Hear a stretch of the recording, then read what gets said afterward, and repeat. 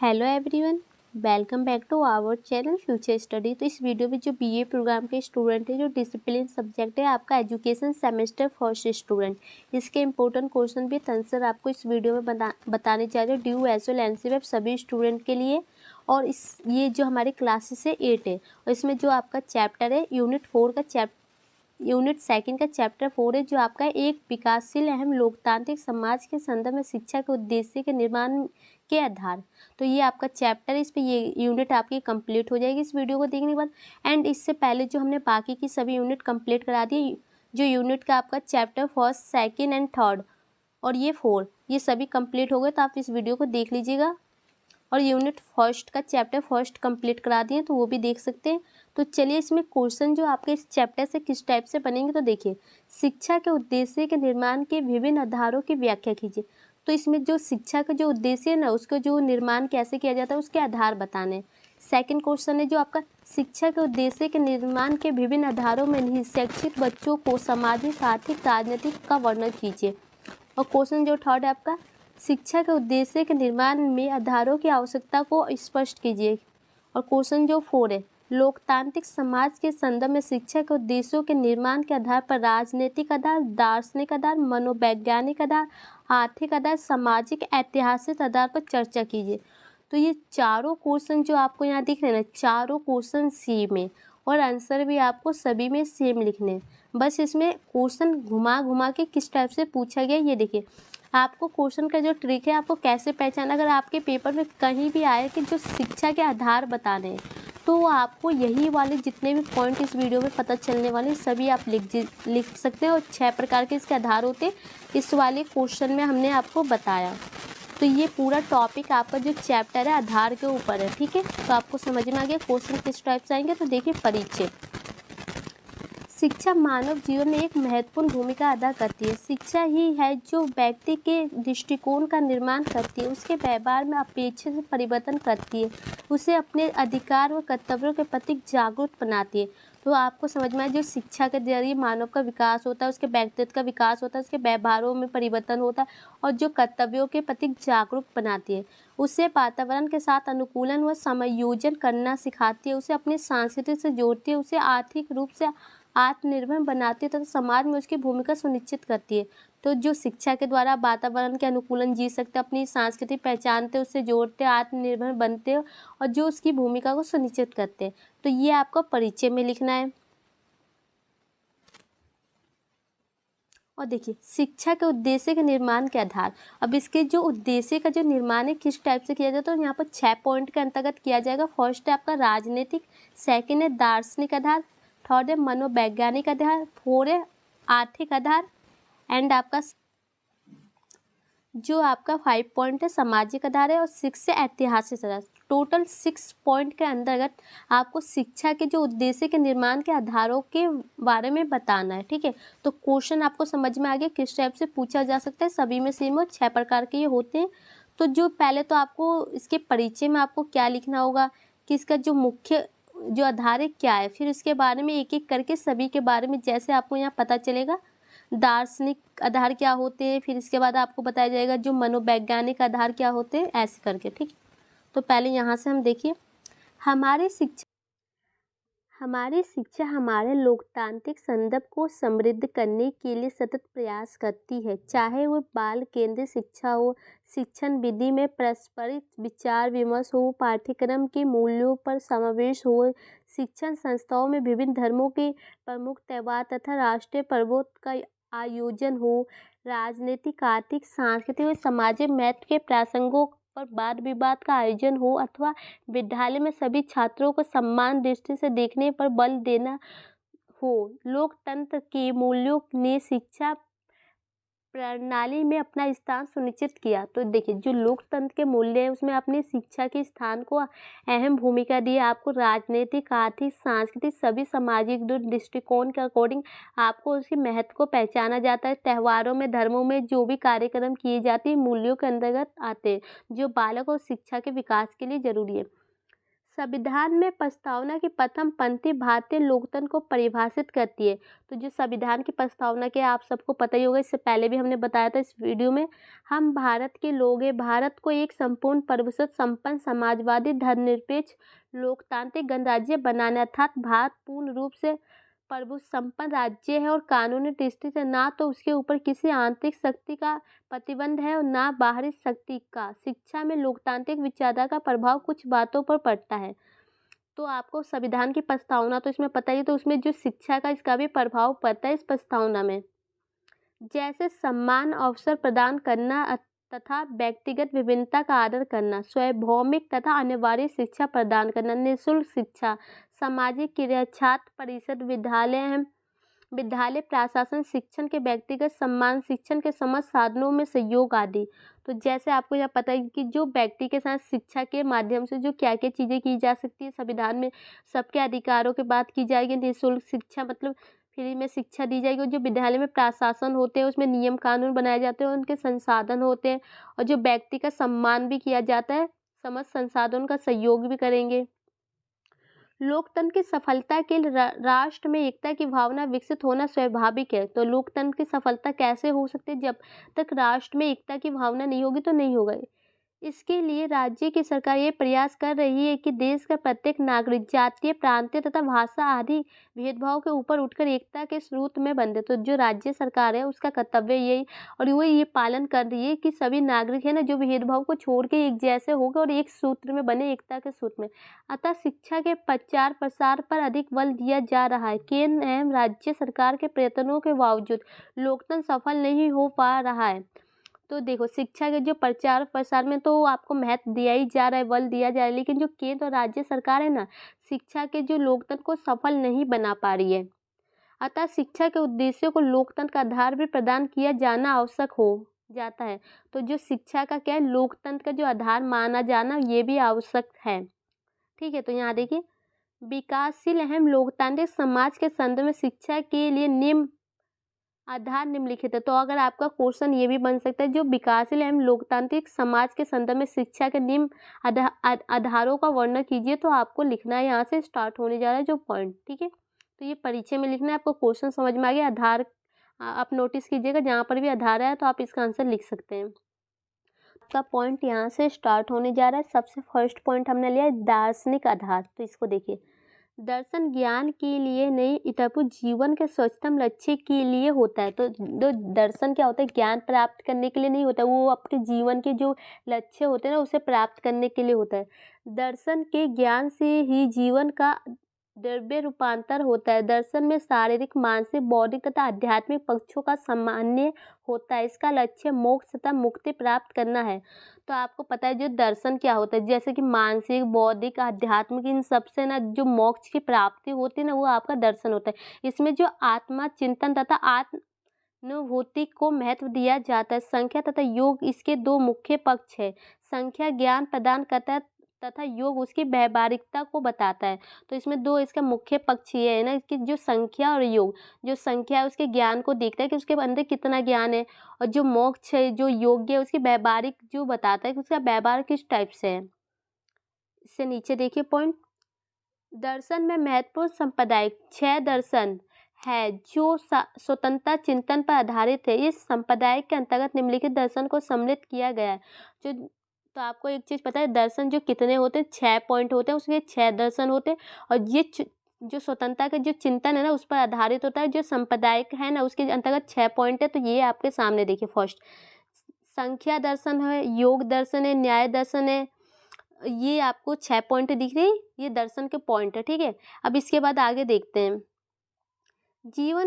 जीवन के उद्देश्य समाज और व्यक्ति के दर्शन पर आधारित होते हैं। शिक्षा के उद्देश्य को भी समाज के उद्देश्य ही आधार प्रदान करता है। तो जो आपको पता है, जो जीवन का उद्देश्य क्या है, जो व्यक्ति के दर्शन पर आधारित होते हैं। और जो शिक्षा का उद्देश्य है ना, वो भी जीवन को जो आपको आधार प्रदान करता है। भारतीय दर्शन अंतिम सत्य की खोज पर बल देता है। और जो भारतीय दर्शन होता है वो किस पर बल देता है? तो वो सत्य की खोज पर, सही पहचान। साथ ही साथ दार्शनिक को अपने ढंग से तार्किक विधि को अपनाते हुए नवीन राज्य के उपस्थापना की स्वतंत्रता भी देता है, उसे स्वतंत्रता भी देता है। दर्शन की इसी उदारता के कारण यहाँ अनेक विचारधारा अथवा वादों की संकल्पना देखने को मिलती है। आदर्शवाद मान की प्रकृति को वास्तविकता मानता है। उनका मानना है कि जो बात वास्तविकता या सत्य है वे आवश्यक है आध्यात्मिक या मानसिक है। तो जो आपका सत्य है या वास्तविकता है तो उसे क्या कहते हैं, आध्यात्मिक या मानसिक माना जाता है। यह इस बात पर भी बल देता है कि वास्तविकता भौतिक वस्तुओं और शक्तियों के स्थान पर विचारों, भावों, आदर्शों, मूल्यों से बनी है। और जो ये बताया जाता है जो भौतिक कहाँ से बने, वास्तविकता भौतिक जो वस्तुएं होती है जिसमें आपका आता है भाव, आदर्श, मूल्य, स्थान, उन सबसे बनी है। ये व्यक्ति के मन में ही है और इसको कहाँ पर बताते हैं, जो व्यक्ति है उसके मन के अंदर खुद ही है। आदर्शवाद चूंकि ईश्वर की सत्ता को स्वीकार करते हुए मन को वास्तविकता मानता है, और जो आदर्शवाद होते हैं ईश्वर को स्वीकार करते हैं और अपने मन में जो इसका वास्तविकता मानते हैं कि इसका वास है ईश्वर का। अतः शिक्षा के उद्देश्य में आत्म अनुभूति का अधिक महत्व देता है। प्रकृतिवाद प्रकृति को अंतिम सत्ता मानता है तथा पदार्थ, मन एवं जीवन की व्याख्या भौतिक तथा रासायनिक नियमों के द्वारा करके शक्ति, गति हुए प्रकृति के नियम की सहक्रिया पर बल देता है। तो इसमें ये बताया जो शिक्षा है ना अपने आत्म अंदर की अनुभूति को अधिक बल देता है। उसमें जो प्रकृति है उसको मानता है और जो पदार्थ होते हैं जीवन में भौतिक, रासायनिक, उनके नियमों की और शक्तियों के लिए वो अपने को बल देता है। उसका विश्वास है कि मनुष्य विकास कसरत करते प्रकृति से दूर हो गया था, उसे प्रकृति के पास वापस लौटाना चाहिए। तो जो लोग ये भी बता रहे हैं कि जो मनुष्य है ना, जो मनुष्य में जो विश्वास कर रहा है ना उसके चलते वो प्रकृति है जो आपके पर्यावरण है उससे वो दूर चला जा रहा है और उसे वापसी लाना चाहिए। यह आध्यात्मिका में विश्वास नहीं करता। प्रकृतिवाद शिक्षा के उद्देश्यों में आत्म अभिव्यक्ति की अधिक महत्व देता है। परियोजनावाद पहले प्रयोग करता है तथा उसके पश्चात परिणामों के आधार पर विचार सिद्धांतों का निर्माण करता है। परिवर्तन के सारांश का नियम है तथा सत्य परिवर्तनशील है। इस विचार पर बल देते हुए योजनावादी समाजवादी कुशलता, उचित समायोजन, लचीलेपन तथा उपयोगिता के सिद्धांत पर आधारित शिक्षा के उद्देश्य प्रस्तुत करता है।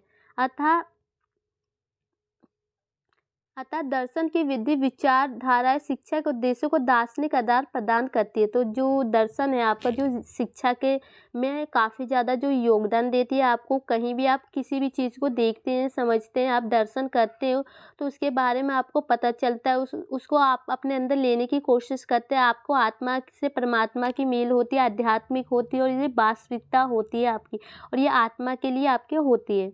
और आपका नेक्स्ट पॉइंट है मनोवैज्ञानिक आधार।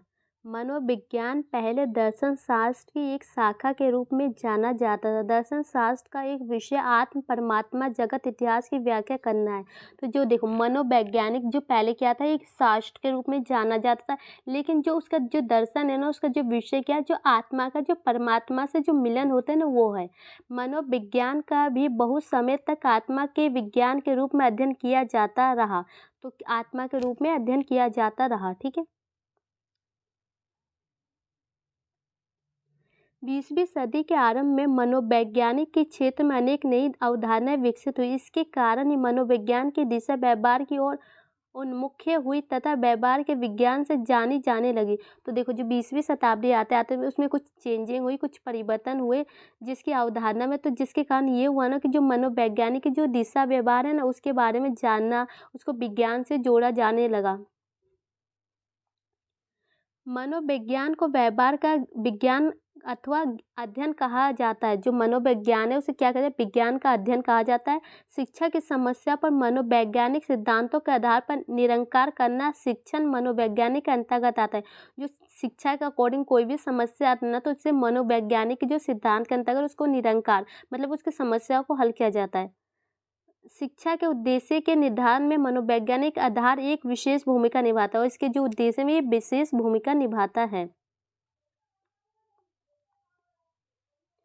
और जो एक राइटर है यहाँ प्लेटो, इनके अनुसार देखिए अच्छे शिक्षण को छात्र का स्वभाव आवश्यक जानना चाहिए, जिसका अर्थ है कि शिक्षा का मनोवैज्ञानिक आधार होना चाहिए। तो आपको पता है एक टीचर है जो उनको ये पता होना चाहिए, जो बच्चे हैं जो छात्र हैं उनके बारे में पता होना चाहिए जो उनके मन में क्या चला, उनका मनोवैज्ञानिक क्या है। और इनके अनुसार देखें राइटर के मनोवैज्ञानिक आधार को महत्व देते हुए कहा शिक्षा दर्शन के द्वारा उद्देश्य की निश्चित किए जाते हैं और शिक्षा के विज्ञान के द्वारा प्रणाली के निश्चित करना चाहिए जो मनोवैज्ञानिक हो। तो मतलब जो शिक्षा का उद्देश्य ये भी है ना कि जो बच्चों में जो शिक्षा हम प्राप्त करें, हम दे रहे हैं, उसका जो मनोवैज्ञानिक उसके जो दिमाग में वो चल रहा है उसको सबको जानना चाहिए उस प्रणाली को। ठीक है। भारतीय मनोविज्ञान का मूल धार महिंसा पतंजलि के योग सूत्र है। विभिन्न रूपों में योगियों की अभिरुचि रही है। तंत्र मंत्र सिद्ध आदि में जिनकी रुचि है उन लोगों ने योग साधन के द्वारा ऐसे शक्तियाँ प्राप्त की जो आधुनिक विज्ञान के लिए एक चुनौती है। तो आप सभी को पता है जो मनोवैज्ञानिक मतलब जो पुराने ज़माने में साधु संत होते थे, पतंजलि होते थे, वो सब क्या योग सूत्र का प्रयोग करते थे, जो तंत्र मंत्र का करते थे उसमें उनकी रुचि होती थी और वो योग्य साधन करने के द्वारा ना शक्तियाँ प्राप्त करते हैं जो आधुनिक समाज के लिए आज के लिए खतरा होती है। ठीक है। तो आपका वो मनोवैज्ञानिक का टॉपिक खत्म हो चुका है। अब आपका नेक्स्ट टॉपिक है जो सामाजिक आधार है। तो देखिए, मनुष्य एक सामाजिक प्रणाली है तथा उसके विकास में शिक्षा का स्थान स्वयं पर ही माना जाता है। व्यक्ति समाज का अभिन्न अंग है। समाज की मान्यताओं एवं मूल्यों के अनुरूप व्यवहार परिवर्तन करना ही समाज के समायोजन होना कहलाता है। तो आप सबको पता है जो मनुष्य क्या है, एक सामाजिक प्रणाली है और वो समाज में रहता है और समाज में अपने विभिन्न अंगों के द्वारा अपने व्यवहारों में परिवर्तन करता है और समाज का संयोजन कहलाता है। ठीक है। मनुष्य चाहकर भी स्वयं को समाज से अलग नहीं कर सकता क्योंकि उसकी आवश्यकता की पूर्ति समाज ही करता है और मनुष्य है, आप बिना समाज के आप नहीं रह सकते। जो भी आपकी आवश्यकता है वो सब समाज में ही पूरी की जाती है। तो यहाँ पर एक देखिए जो राइटर है जॉन डीवी के अनुसार विद्यालय समाज का लघु रूप है। यह कथन शिक्षा के उद्देश्यों में सामाजिक आधार की भूमिका को भली भांति स्पष्ट करता है। समाज और शिक्षा के मध्यम घनिष्ठ संबंध है। तो क्या है, विद्यालय को एक लघु रूप के बारे में बताया गया और जो इसका उद्देश्य क्या होता है, जो सामाजिक आधार जो शिक्षा के द्वारा जो समाज के दोनों में संबंध होते हैं दोनों को भली भांति स्पष्ट करता है। शिक्षा समय समय पर उसी प्रकार बदलती है जिस प्रकार समाज बदलता है। शिक्षा का इतिहास इसका परिणाम है कि वैदिक काल से लेकर आधुनिक काल तक जब जब समाज बदला है तब तब शिक्षा के उद्देश्य में भी परिवर्तन आया। तो देखो जो शिक्षा है ना, शिक्षा के उद्देश्य में परिवर्तन आएगा क्योंकि जब समाज बदलेगा। आपको पता है कि आपका समाज आज की डेट पे बहुत आगे जा रहा है तो आप पिछली जो शिक्षा है उसे प्राप्त नहीं करेंगे, अब आगे की डेट के लिए शिक्षा प्राप्त करेंगे कि जिसका आगे आपको प्रयोग हो। तो दोनों चेंजिंग होती रहती है। वैदिक काल में ज्ञान प्राप्ति तथा मोक्ष प्राप्ति शिक्षा का मुख्य उद्देश्य था और आधुनिक काल में शिक्षा का उद्देश्य सामाजिक आवश्यकता जीवन प्रयोजन को प्राप्त करना तथा सीमित रह गया है। तो आपका जो वैदिक काल में था क्या था, जो शिक्षा का उद्देश्य ये होता था जो मोक्ष प्राप्ति करना, लेकिन जो अभी के समय में जो आपकी सामाजिक आवश्यकता होती है जो आपके जीवन के लिए उसे प्राप्त करना है। प्राचीन एवं मध्यकालीन समाज में धर्म की प्रधानता होने के कारण शिक्षा का स्वरूप धार्मिक हुए तथा धार्मिक एवं चारित्रिक विकास पर बल दिया जाता था और धार्मिक सिद्धांतों का अनुसार किया जाता था। तो जो प्राचीन समय में मतलब जो पुराने समय में मध्यकालीन समाज में जो धर्म को प्रधानता दी जाती थी, धर्म के अकॉर्डिंग जो उनके चरित्र का विकास पर बल दिया जाता था और जो धार्मिक सिद्धांतों के अनुसार उन्हें कार्य किए थे।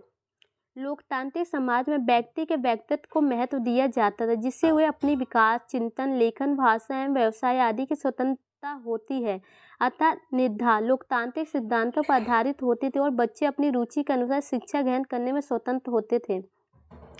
तो जो लोकतांत्रिक समाज में आपको ये पता होता है कि जो आपके व्यक्ति है जो बच्चे उनकी शिक्षा कैसी होती है, स्वतंत्र रूप से कराई जाती है। बच्चे के अपने शिक्षा के अकॉर्डिंग अपनी रुचि के अकॉर्डिंग आप शिक्षा प्राप्त कर सकते हैं। आपको सभी आज़ादी होती है, सभी सिद्धांतों पर आधारित होते हैं। लोकतांत्रिक व्यवस्था में समाज के सदस्यों को शिक्षा के समान अवसर मिलते हैं। बच्चों की शिक्षा निःशुल्क व अनिवार्य होती है। तो आपको पता है जो लोकतांत्रिक समाज में क्या होती है कि जो शिक्षा है ना सभी को समान अवसर देता है और शिक्षा में जो बच्चों के लिए शिक्षा फ्री क्लासेस कराई जाती है। 14 वर्ष से कम उम्र के बच्चे को शिक्षा फ्री में देती है। समाज के सदस्य आदर्शों को शिक्षा में प्रतिष्ठा करने का प्रयास किया जाता है। शिक्षा के अभिन्न उद्देश्य के निर्धारण में समाज के आदर्शों एवं आवश्यकताओं का ध्यान रखा जाता है। शिक्षा सामाजिक परिवर्तन का अनुगमन करती है। जो शिक्षा के द्वारा सामाजिक जो परिवर्तन भी किए जाते हैं और समाज में ना जो शिक्षा का आवश्यकता की पूर्ति की जाती है, जो समाज में किसी व्यक्ति को किसी को कमी ना हो। शिक्षा और समाज में अटूट संबंध है, ये एक दूसरे के पूरक है। जैसे समाज होता है वैसे ही शिक्षा होता है। तो जो पता चला यहाँ पर जो शिक्षा और समाज में दोनों में संबंध है, एक दूसरे के बिना वो उनका अस्तित्व नहीं है, दोनों में घनिष्ठ संबंध है। और जैसे शिक्षा होती है वैसे ही समाज होता है और इसे इस प्रकार कहा जा सकता है। समाज शिक्षा को जन्म देती है और शिक्षा एक नवीन समाज का निर्माण करती है। तो क्या यहाँ पर देखिए, जो समाज है शिक्षा को जन्म देगी और जो शिक्षा है वो समाज का निर्माण करेगी। समाज अपने हित अहम आवश्यकताओं की पूर्ति के लिए शिक्षा का स्वरूप का निर्धारण करती है और समाज का नवीन निर्माण करेगी। और जो समाज अपनी आवश्यकताओं की पूर्ति के लिए शिक्षा का प्रयोग करती है। शिक्षा समाज की दृष्टि से शिक्षा का उद्देश्य व्यक्ति के व्यक्तित्व का विकास करना इस प्रकार करना है कि वे अपने सामाजिक दायित्वों को अनुभव करने और उसे अनुसार किए जाने वाले कार्यों द्वारा समाज का विकास करने में समर्थ हो सके। तो जो उसका उद्देश्य ये भी है ना कि जो शिक्षा के द्वारा जो समाज का विकास हो और अपने कर्तव्यों का उसे ज्ञान हो, अपने दायित्वों का ज्ञान हो और वो सभी विकास कर सके। आपका जो आपका नेक्स्ट पॉइंट है ऐतिहासिक आधार। भारतीय सभ्यता एवं संस्कृति संसार के प्राचीनतम सभ्यता एवं संस्कृति में से एक है। भारतीय वेद संसार के प्राचीनतम ग्रंथ है। वेद उस समय के ज्ञान कोश है जिसमें आयु द्वारा वजूद अहम विकसित समझ भौतिक अहम आध्यात्मिक ज्ञान सूत्र के रूप में संग्रहित है। हमारे देश की सभ्यता एवं संस्कृति कम से कम 10,000 वर्ष पुरानी आवश्यक है और इतना ही पुराना इसका शिक्षा का इतिहास है। तो इसमें आपको ये बताया जा रहा है कि जो अपनी भारतीय सभ्यता है और संस्कृति वो काफ़ी ज़्यादा पुरानी प्राचीनतम समय से और ये 10,000 वर्ष पुरानी, और इसमें जो जितना पुराना इसका इतिहास है उतनी पुरानी जो अपना शिक्षा का जो इतिहास माना गया और संस्कृति का जो विकास किया जाता है। भारत में 2500 ईसा पूर्व से 500 ईसा पूर्व तक वेदों का वर्चस्व रहा। जो भारत में कब से, तो जो 2500 से 500 उनका वर्चस्व मतलब उनका जो कहते हैं ना तानाशाही रहा। इतिहासकार इस काल को वैदिक काल कहते हैं। वैदिक काल में हमारे देश में एक समृद्ध शिक्षा प्रणाली का विकास हुआ और जो इतिहास काल है क्या कहते हैं इसको वैदिक काल के रूप में जानते हैं। और हमारी एक शिक्षा अच्छी जो विकास होता है शिक्षा प्रणाली का इस काल में वैदिक धर्म व दर्शन पर आधारित होने के कारण इसे वैदिक शिक्षा प्रणाली कहते हैं। इसके पश्चात तकनीकी मुस्लिम कालीन अंग्रेजी शिक्षा और स्वतंत्रता शिक्षा से संबंधित विभिन्न आयोग में कमेटियों समय समय पर समाज की बदलती आवश्यकताओं के अनुरूप नए नए शिक्षा के उद्देश्य लाती है। तो आपको पता है जो वैदिक धर्म है उसके बाद में जो दर्शन आधारित जो शिक्षाएं प्राप्त होती है वैदिक काल उसे कहा जाता है। और उसके पश्चात जो मुस्लिम समाज है या अंग्रेजी शिक्षा या स्वतंत्रता के बाद जो भी संबंधित जो आयोग होते हैं ना कमेटियाँ, वो समय समय पर जो शिक्षा की आवश्यकता के अनुसार उसमें बदलाव करती रहती है उसके उद्देश्य में। इतिहास के कारणों को जान लेंगे तो शिक्षा के उद्देश्य के निर्माण में ऐतिहासिक आधार की भूमिका स्वयं ही स्पष्ट हो जाएगी। अगर आपने इतिहास के बारे में जानकारी प्राप्त कर ली तो आपको जो ऐतिहासिक जो शिक्षा है ना उसका आधार है ना उसको बारे में आप खुद से पता लगा सकते हैं। तो यहाँ पॉइंट है उसको जानने के लिए। तो देखिए जो आपको इतिहास पढ़ने के लाभ क्या क्या होते हैं, देखिए लोगों समाज को समझने में सहायक। आप लोगों के बारे में समझ सकते हैं, समाज के बारे में कि उस टाइम के जो इतिहास में क्या क्या हुआ था कैसे थे। सेकंड पॉइंट है आपका समाज के अस्तित्व में होने वाले सामाजिक परिवर्तन को समझने में सहायक। उसके अस्तित्व को आप समझ सकते हो, जो सामाजिक परिवर्तन होते हैं उसको समझ सकते हैं। नैतिक समझ बनाने में सहायक। हमारे जीवन के इतिहास के महत्व का ज्ञान होना, जो इतिहास के बारे में आपको ज्ञान हो जाएगा। अच्छा नागरिक बनने के लिए इसका अध्ययन आवश्यक है। पहचान बनाने में सहायक। कार्य जगत में उपयोगी। तो आपको इन सब पॉइंट के जरिए आप पता चल सकता है। इतिहास को जानना तथा भविष्य में उसकी सीख लेकर आगे बढ़ना इतिहास अध्ययन का मुख्य उद्देश्य है। तो इतिहास को आप जानना चाहेंगे और जो उसका भविष्य में ना जो आगे बढ़ेंगे ना उसके उद्देश्य के द्वारा, तो वही है आपका। उपयुक्त बिंदुओं पर ध्यानपूर्वक अध्ययन करें तो हमें पता चलेगा कि इतिहास समाज और संस्कृति वे भिन्न नहीं है, तब सामाजिक एवं सांस्कृतिक आधार पर ही ऐतिहासिक आधार में मिले हुए हैं। तो देखो जो सामाजिक और सांस्कृतिक आधार होते हैं ना वो एक दूसरे से भिन्न है, उसी को अकॉर्डिंग ना जो आपका ऐतिहासिक आधार बना है उसी के ऊपर टिका हुआ है। तो जो आपका नेक्स्ट पॉइंट है आर्थिक आधार, तो यहाँ से देखिए स्टार्ट हो रहा है। शिक्षा को आर्थिक निवेश के रूप में स्वीकार करते हैं। उनके अनुसार शिक्षा का आर्थिक निवेश है जिसके आधार पर व्यक्ति में उत्पादन एवं संगठन के कौशल का विकास किया जाता है और इस प्रकार व्यक्ति समाज और राष्ट्र की उत्पादन क्षमता बढ़ती जाती है और उसका आर्थिक विकास किया जाता है। तो देखो जो शिक्षा और आर्थिक है उन दोनों में ना जो संबंध है एक दूसरे को स्वीकार करते हैं। उनके अनुसार ये होता है ना कि जो आर्थिक निवेश होते हैं उसके उत्पादन होते हैं उन सबका जो कौशल विकास किया जा सकता है और जो शिक्षा के जरिए ना समाज में आपको व्यक्ति समाज राष्ट्र उनके जो उत्पादन में आप बढ़ोतरी कर सकते हैं और अपना आर्थिक विकास कर सकते हैं।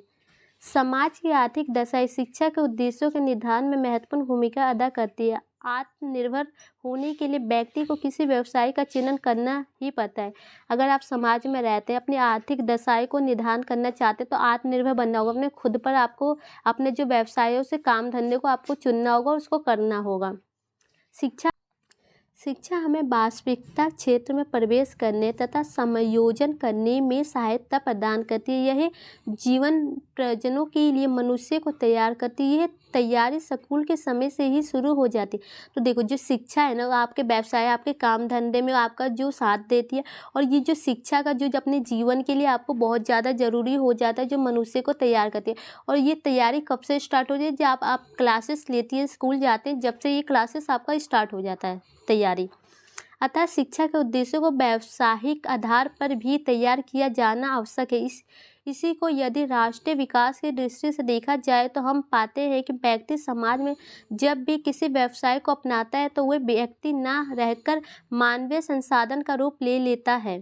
तो देखो, इस राष्ट्र के ऊपर अगर इसकी व्याख्या की जाए तो इसमें यह बताया जा रहा है कि जो शिक्षा है क्या है, समाज का जो व्यवसाय का काम करने का, आपसे अपनाने का, लेकिन जो व्यक्ति को ना मानवीय संसाधन के जो रूप में देखा जाता है कि वो अपने संसाधन का प्रयोग करता है। अप्रत्यक्ष रूप से वह राष्ट्र को आर्थिक रूप से विकसित करने में भी अपना योगदान देता है तथा राष्ट्र के विकास में भी अपनी अहम भूमिका अदा करता है। शिक्षा के बिना समाज का आर्थिक विकास कठिन है। तो जो शिक्षा के बिना ना जो समाज का आर्थिक विकास नहीं हो सकता, उसने अपने विकास में, अपने जो राष्ट्र के विकास में भी भूमिका अदा करते हैं शिक्षा के माध्यम से लोग। शिक्षा को आर्थिक विकास का प्रभावशाली साधन माना गया है। भौतिक संपदा के उत्पादन में सहायता प्रदान करती है। प्रतिमाओं तथा गुणों का विकास करना, मानव संसाधन का विकास करना, उत्पादन में वृद्धि, राष्ट्रीय आय में वृद्धि, रोजगार के अवसर उपलब्ध कराना तथा शिक्षा निवेश के रूप में अपना योगदान देती है। तो जो शिक्षा के द्वारा है ना, जो आर्थिक विकास आपका संभव है, उसमें जो आपके आता है, जैसे कि आपके पता है, जब अपने गुणों का विकास करते हैं, मानव के जो संसाधन होते हैं उसका विकास, उत्पादन में वृद्धि करते हैं, आय में, पैसों में, रोजगार में, ये सब किसके द्वारा होगी? आपके शिक्षा के जो निवेश है उसके द्वारा, उसके योगदान के द्वारा ही होंगे। शिक्षा लोगों को खुशहाली, मलाई एवं सुरक्षा प्रदान करने का एक सशक्त साधन है। जो शिक्षा द्वारा आप खुश रह सकते हैं, अच्छा जीवन यापन कर सकते हैं, अपना आप पैसे कमा सकते हैं, काम कर सकते हैं आप। अतः शिक्षा के उद्देश्यों को निर्धारित करते समय आर्थिक आधार को भी ध्यान में रखना आवश्यक है। जब आप शिक्षा के उद्देश्य की बात करेंगे तो उसका आर्थिक जो आधार भी आपके लिए बहुत ज़्यादा जरूरी है। अब आपका नेक्स्ट पॉइंट है राजनीतिक आधार। भारतवर्ष में प्राचीनतम काल में शिक्षा को राजा महाराजों द्वारा मान सम्मान एवं सुरक्षा प्राप्त थी। राजा गुरुओं का सम्मान एवं आदर संस्कार करते थे, परंतु शिक्षा के कार्य में उनका कोई हस्तक्षेप न था। मुस्लिम काल में बादशाहों ने शिक्षा धर्म को प्रचार एवं प्रसार का साधन बनाया। शिक्षण को राजधर्म प्रशासित करने का कार्य सौंपा। तो जो पुराने समय से ही आप देखते आ रहे हैं, जो राजा महाराजा रहते हैं उनका मान सम्मान एवं सुरक्षा प्राप्त किए जाते हैं भारतवर्ष में। लेकिन जो राजा गुरु होते हैं ना, उनका सम्मान आदर संस्कार करते हैं। लेकिन परंतु इसमें पता है क्या है, जो शिक्षा का ना कोई भी उनका हस्तक्षेप, मतलब उसमें दखल अंदाजी नहीं किया है। जो मुस्लिम काल के जो लोग होते हैं ना, वहाँ के बादशाह होते हैं, वो धर्म प्रचार का वो करते थे, उनको साधन के रूप में बना के धर्म का जो प्रचार करते थे। इस दृष्टि से राजनीति को शिक्षा में संबंध पनी होने लगे, मतलब जो दोनों में संबंध पनपने लगे, तब से लेकर आज तक ये संबंध प्रतिष्ठित होते चले गए। शिक्षा व्यवस्था कुछ क्षेत्रों में केंद्रीय सरकार के हाथों में, तो कुछ में प्रांतीय सरकार के हाथों में है, तो कुछ में केंद्र तथा प्रांत दोनों के ही नियंत्रण में है। तो आपको पता है, जब से दोनों में संबंध बने, पनपने लगे जो इनके संबंध, और आगे चलते गए तो इसमें जो केंद्र और सरकार है, जो प्रांतीय सरकार, दोनों में शिक्षा का जो संबंध आने लगा, उसके नियंत्रण में रहने लगे, उसके देखरेख में शिक्षा का कार्य होने लगा। और जो इससे ना देखिए, शिक्षा पर राजनीतिक शिक्षा को 4 प्रकार से नियंत्रित करती है। जो शिक्षा को ना राजनीतिक जो सरकार होती है उस कैसे 4 प्रकार से नियंत्रित करती है, तो यहाँ पॉइंट है देखिए। वैधानिक नियंत्रण, संविधान की धारा 11 के अनुसार प्रत्येक राज्य की अपने क्षेत्र में शिक्षा की व्यवस्था करना अनिवार्य है। प्रत्येक राज्य अपनी अपनी शिक्षा संहिता के अनुसार अपने क्षेत्र में शिक्षा का नियंत्रण रखता है। तो जो अनुच्छेद आपका 11 है उसके अनुसार इसमें बताया गया जो राज्य का कर्तव्य यह है ना कि जो सभी व्यक्तियों को, सभी बच्चों को शिक्षा की व्यवस्था करना उसका अनिवार्य कर्तव्य बन गया है। और अपनी जो शिक्षा संहिता है उसके अनुसार क्षेत्रों में शिक्षा का नियंत्रण करता है, अपने क्षेत्र में, जो अपने राज्य में। आर्थिक नियंत्रण, वित्तीय मामलों में शिक्षा पूर्ण रूप से शासन पर निर्भर करती है। शासन शिक्षा को अनुदान देकर नियंत्रित कराता है। तो जो वित्तीय मतलब कि जो आपको पता है पूर्ण रूप से जो कहाँ शासन पर निर्भर करेगा, तो जो शासन होता है ना, वो जो वहाँ के सरकार होती है उसको अनुदान देते हैं और पैसे देकर उसको नियंत्रण कराते हैं, सहयोग करते हैं। शैक्षिक नियंत्रण शासन अपने लक्ष्यों, आवश्यकताएं एवं राष्ट्रीय शिक्षा नीति के अनुसार पाठ्यक्रम, विद्यालय व्यवस्था, पाठ्य पुस्तक, शिक्षण विधियों, परीक्षा पद्धति आदि का स्वरूप निर्धारित करता है और शिक्षा संस्थाओं की इन्हीं का अनुसरण करना होता है। तो जो इसके अंदर आपको जो लक्ष्य होते हैं, कर्तव्य होते हैं, राष्ट्र के जो शिक्षा नीति के अनुसार ना आपके विद्यालय से लेकर आपकी जो भी सुविधाएं होती है, आपकी परीक्षा से लेकर जो भी उस संस्था के अकॉर्डिंग, वो सारे को देखरेख करते हैं। नेक्स्ट पॉइंट है आपका प्रशासनिक नियंत्रण। शिक्षा संस्थाओं में प्रत्येक राज्य शासन द्वारा निर्धारित शिक्षा संहिता के अंतर्गत ही कार्य करना होता है। इसके अतिरिक्त प्रधानाचार्य, अध्यापक की नियुक्ति, विभिन्न संस्थाओं को सरकारी मान्यता आदि में शासन का नियंत्रण होता है। अगर शासन का जो नियंत्रण होता है कि आपको पता है शिक्षा के मामले में भी होता है, अगर किसी टीचर की नियुक्ति करनी हो या प्रधानाचार्य की करनी हो तो आपको वो सब शिक्षा के द्वारा, उनके प्रशासनिक जो नियंत्रण के द्वारा ही संभव है। किसी भी देश में शिक्षा का उद्देश्य राजनीतिक से प्रभावित हुए बिना नहीं रह सकते। प्रजातांत्रिक देशों की शिक्षा के उद्देश्य अधिनायकवादी और साम्यवादी देशों की शिक्षा के उद्देश्य से भिन्न होते हैं। और जो प्रजातंत्र है, मतलब कि जिसमें प्रजा का जो राज चलता है, उसमें ये होता है कि जो साम्यवादी देश होते हैं उनसे शिक्षा से भिन्न होते हैं और बिना जो किसी भी देश का ना उद्देश्य राजनीतिक से प्रभावित होता है उसके बिना नहीं रह सकता है। प्रजातंत्र में समानता, स्वतंत्रता, न्याय, बहुलवाद, सहनशीलता, सम्मान, भागीदारी आदि मूल्य सम्मिलित है। समानता का लोकतांत्रिक मूल्य एक ही राज्य में रहने वाले सभी लोगों के लिए समान अधिकार और दायित्व की बात करता है। तो आपको पता है जो प्रजातंत्र की बात की जा रही है, मतलब कि जिसमें लोगों की भलाई की, उसमें समानता से लेकर न्याय से लेकर सम्मान, सबकी जो भागीदारी है एक जैसी होती है, सम्मान होती है। और समानता का अधिकार ये बताता है कि जो सभी के दायित्व और कर्तव्य, सबके सम्मान है, सबके लिए एक ही चीज़ लागू होगी, नियम कानून। स्वतंत्रता का मूल लोगों का स्वशासन की अनुमति देता है। समाज में न्याय कानून के माध्यम से व्यक्त किया जाता है। बहुलवाद एक प्रकार की स्वीकृति है, यद्यपि हम राज्य और कानून के समय सभी समान है, फिर भी हम सभी की मान्यता, विचारधारा, दृष्टिकोण आदि समान नहीं है। सहनशीलता तो सहिष्णुता आधार है। भागीदारी व्यक्ति को वोट देने का अधिकार सुनिश्चित करती है। ये सभी मूल्य शिक्षा के अंतर्गत निर्धारित करते समय ध्यान में रखे जाते हैं। तो आपको पता है कि जो सभी के समान अवसर प्राप्त होते हैं, सब समान है, विचारधारा, दृष्टिकोण सबके, लेकिन वो कुछ कुछ थोड़े बहुत अंतर सब में होती है। और उसमें ये होता है ना, जो वोट देने का अधिकार सभी को, और सबके मूल्य का जो उद्देश्य एक ही सम्मान होना चाहिए, सबको ध्यान में रखना चाहिए। अतः शिक्षा का उद्देश्य निर्धारण करने में राजनीतिक आधार अपनी महत्वपूर्ण भूमिका निभाता है। तो जो राजनीति के द्वारा भी शिक्षा के जो आधार को हम समझ सकते हैं, उसकी महत्वपूर्ण भूमिका निभाता है। तो यहाँ पर क्वेश्चन का आंसर फाइनली ख़त्म हो चुका है। तो आपके पेपर में इसी टाइप से क्वेश्चन पूछे जाएंगे कि आपके जो शिक्षा के आधार है वो क्या है, वो बताइए। राजनीतिक, सांस्कृतिक या आर्थिक, किसी एक के ऊपर भी आ सकता है, या 6 में से 6 के ऊपर आ सकता है, या किसी 2 या 3 के ऊपर भी पूछा जा सकता है। तो वीडियो अच्छी लगे तो लाइक शेयर जरूर कीजिएगा।